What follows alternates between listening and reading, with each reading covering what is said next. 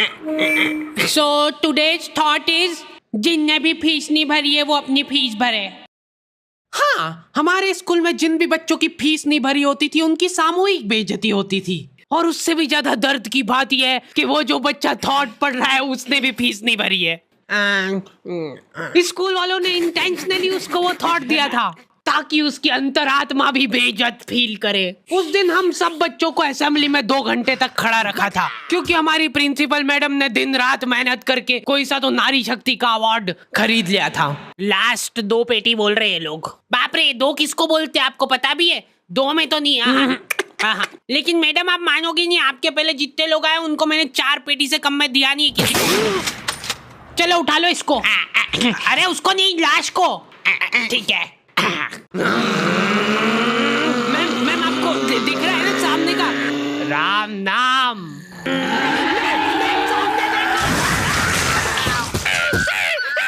उस दिन हमारे स्कूल में अवार्ड के सेलिब्रेशन के लिए अलग तैयारियां चल रही थी। तो और मतलब पढ़ाई लिखाई कैसी चल रही है अपने फिर? हैं कुछ हेल्प वगैरह लगेगी क्या? अरे मैम का स्केच। हाँ, हार्डी को बोला तो था। मैं स्कूल में स्केचेस का धंधा करता था, 100 रुपए प्रति स्केच और लड़कियों का फ्री में।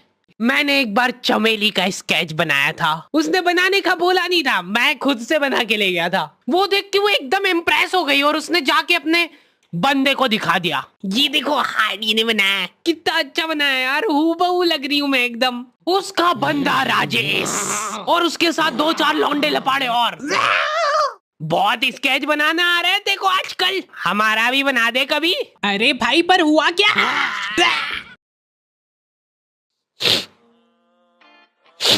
मैं रोते हुए एक ही चीज सोच रहा था कि ऐसा क्या गलत कर दिया यार मैंने। सिर्फ आई लव यू चमेली तो लिखा था मैंने।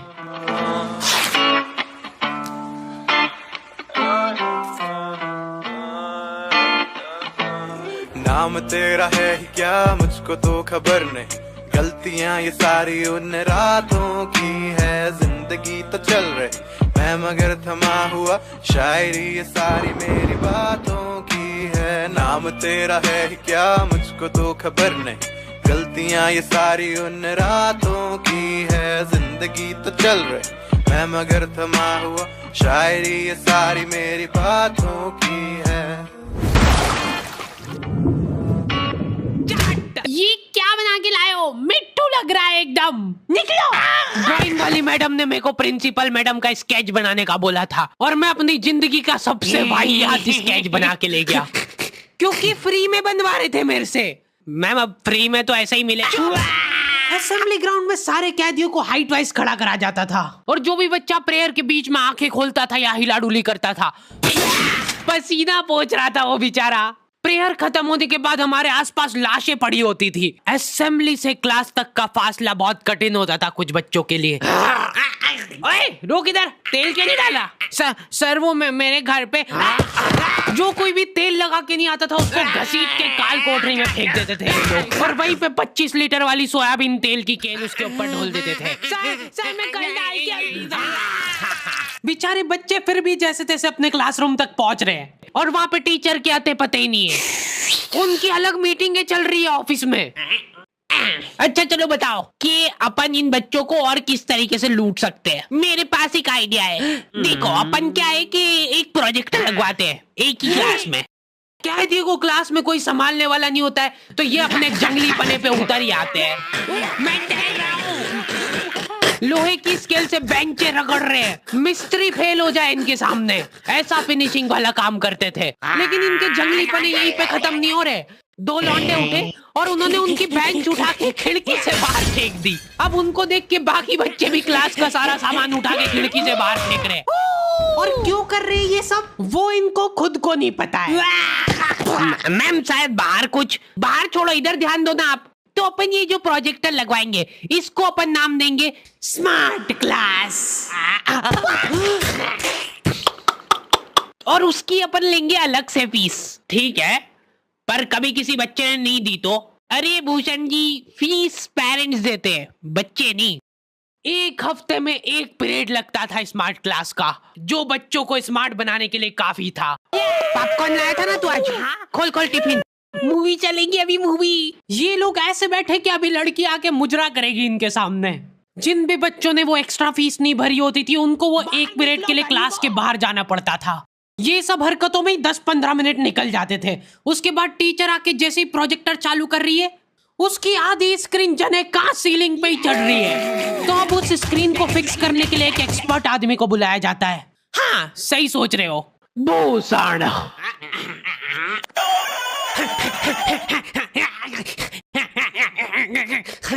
जो बेंच पे चढ़ के उस स्क्रीन को सेट करता है। यस।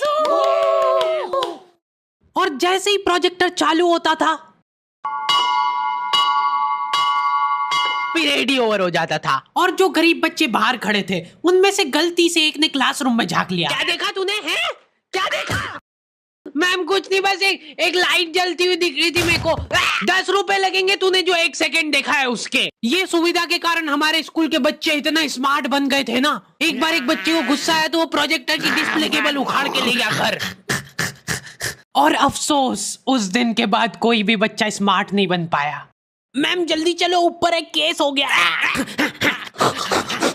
हमारे स्कूल में आए दिन कुछ न कुछ केस होते रहते थे लेकिन ये केस थोड़ा पेचीदा था। हमारी क्लास के किसी बच्चे ने लव लेटर लिखा था चमेली को और वो लग गया टीचर के हाथ। तो ये अब केस बन चुका है पूरे स्कूल का। सारे टीचर लोग अपने काम धाम छोड़ के उस मुजरिम को पकड़ने में लग गए। जो टीचर लीव लेके छुट्टी मनाने गए थे वो आधे रास्ते से पलट के आ गए थे। ये सर आ गए। बेटा सही बता दो किसने लिखा है। अब ये 10-15 टीचर लोग आपस में डिस्कशन कर रहे हैं। सर आपने लिखा है तो बता दो, अपन बात दबा देंगे। फिर इन्होंने एक और एक्सपर्ट टीचर को बुलाया। बेटा सुन लो, मैं शक्ल देख के बता देती हूँ एक बार में कि कौन है मुजरिम। तुम बाहर जाओ। हाँ तुम भी बाहर जाओ। तुम भी। क्लास में सिर्फ 4 लड़के बचे जिनमें से एक मैं हूँ। बाकी सभी बच्चे इसके शक के दायरे में थे। उन सभी बच्चों को काल कोठरी में ले जाके टॉर्चर किया जा रहा था। बोल दे बेटा क्यों लिखा है। इधर मैडमों को अलग चीजों की टेंशन हो रही थी। इसने चमेली में मात्रा तक गलत लगाई है। अरे रुको, इसका बाप भी बोलेगा सच। बोल दे बेटा क्यों लिखा था। बस हाँ बोल, तूने लिखा था। बोल। सर हाँ सर मैंने हाँ नहीं लिखा। सर हमने नहीं लिखा। चुप।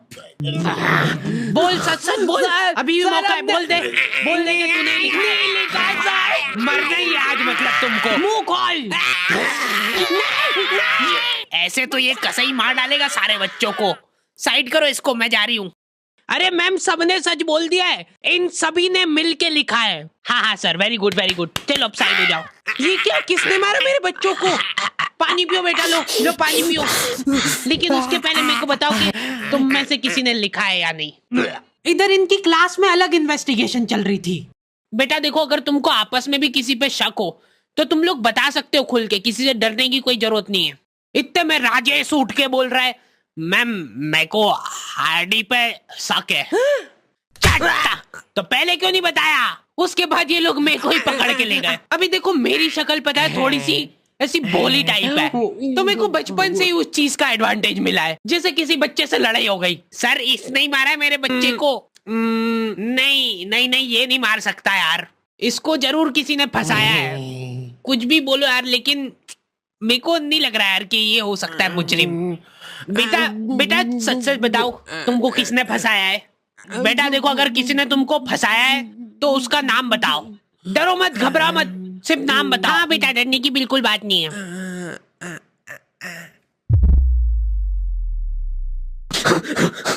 राजेश कौन है? सर मैं।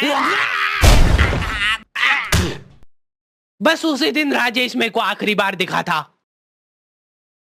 लेकिन वो लव लेटर किसने लिखा था वो आज तक रहस्य ही है। तू लगे सामने खड़ी है तू, लगता जैसे अपने आप से लगी, खुली किताब जैसे मेरी प्यारी चमेली।